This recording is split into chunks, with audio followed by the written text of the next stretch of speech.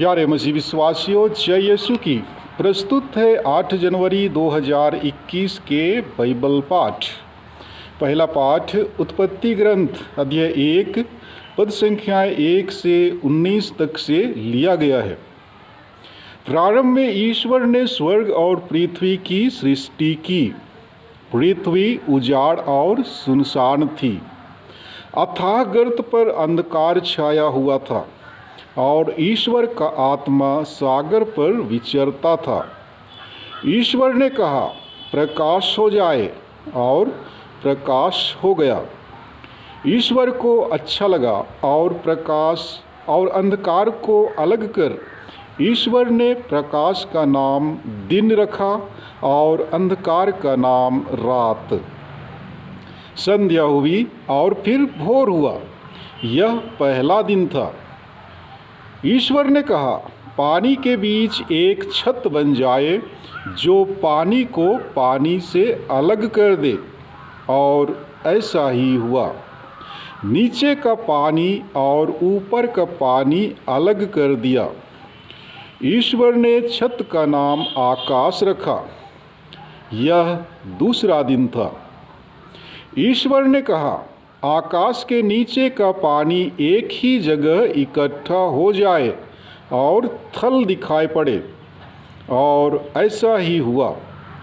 ईश्वर ने थल का नाम पृथ्वी रखा और जल समूह का नाम समुद्र, और यह ईश्वर को अच्छा लगा।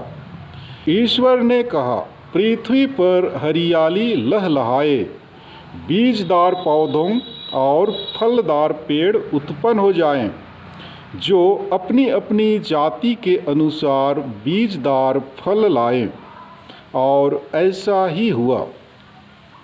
पृथ्वी पर हरियाली उगने लगी, अपनी अपनी जाति के अनुसार बीज पैदा करने वाले पौधे और फल देने वाले पेड़, और यह ईश्वर को अच्छा लगा।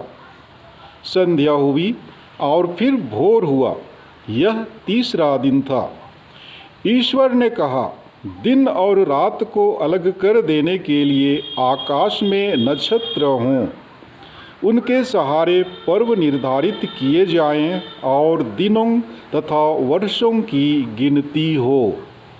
वे पृथ्वी को प्रकाश देने के लिए आकाश में जगमगाते रहें, और ऐसा ही हुआ।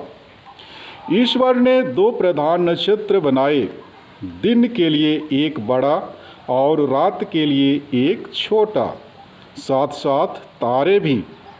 ईश्वर ने उनको आकाश में रख दिया, जिससे वे पृथ्वी को प्रकाश दें, दिन और रात का नियंत्रण करें, और प्रकाश तथा अंधकार को अलग कर दें, और यह ईश्वर को अच्छा लगा। संध्या हुई और फिर भोर हुआ। यह चौथा दिन था। यह प्रभु की वाणी है। और आज का सुसमाचार पाठ संत मार्कुस के अनुसार अध्याय 6 पद संख्याएं 53 से 56 तक से लिया गया है। समुद्र के उस पार गेनेसरेत पहुंचकर उन्होंने नाव किनारे लगा दी।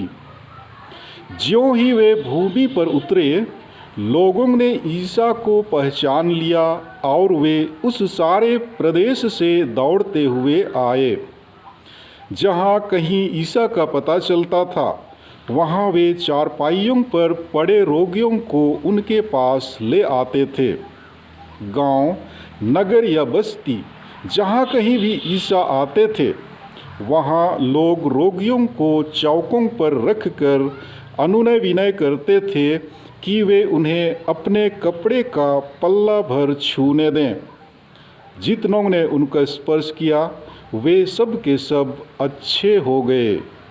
यह प्रभु का पवित्र सुसमाचार है। प्यारे मसीह विश्वासियों, आज के पहले पाठ द्वारा हमें सृष्टि की कहानी को बताया गया है। यह एक नाटक के रूप में ईश्वर और मानव के बीच एक विधान की स्थापना का वर्णन करती है। सृष्टि एक यात्रा तथा अव्यवस्था से व्यवस्था एवं अंधकार से ज्योति की ओर ले जाता है। सृष्टि कार्य 7वें दिन अर्थात विश्राम के दिन समाप्त होता है। सृष्टि का वर्णन एवं वैज्ञानिक विवरण नहीं है, यह विश्वास की घोषणा है।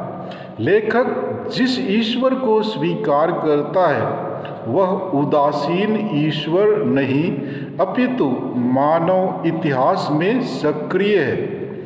उस ईश्वर के समान कोई दूसरा नहीं है और कोई भी शक्ति उसके विरुद्ध खड़ी नहीं हो सकती है।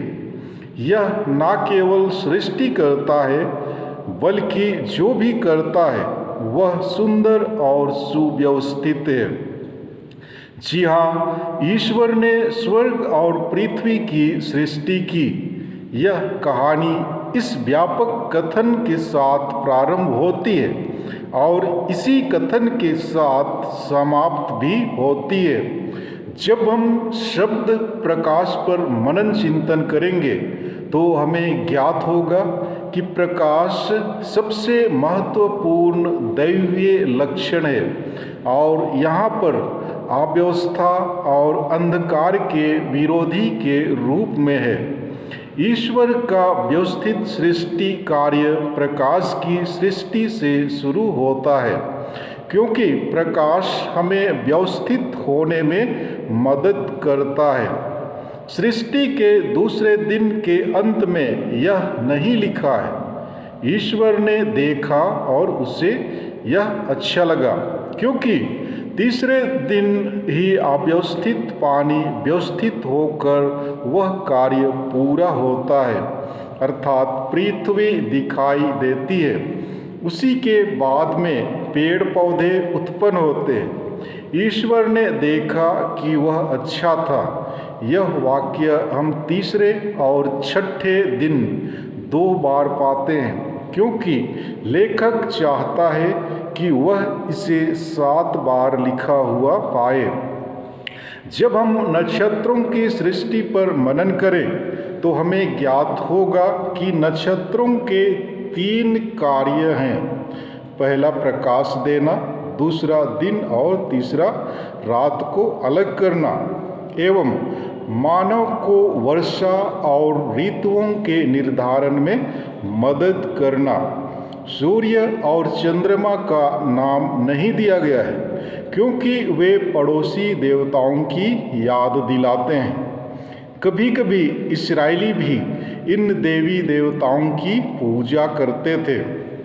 और आज के सुसमाचार पाठ में यीशु ख्रिस्त के आम जीवन और उसके काम के मुख्य अंश को उजागर किया गया है। ईश्वर ने जिन वस्तुओं को रखा उनको ईसा ने पवित्र किया तथा उनका सदुपयोग करना सिखलाया। उन्होंने न केवल आत्मिक जरूरतों की पूर्ति की बल्कि लोगों के सामाजिक आवश्यकताओं को भी पूरा कर दिया। लोग भीड़ के भीड़ चारों ओर से यीशु के पास उमड़ पड़ते थे।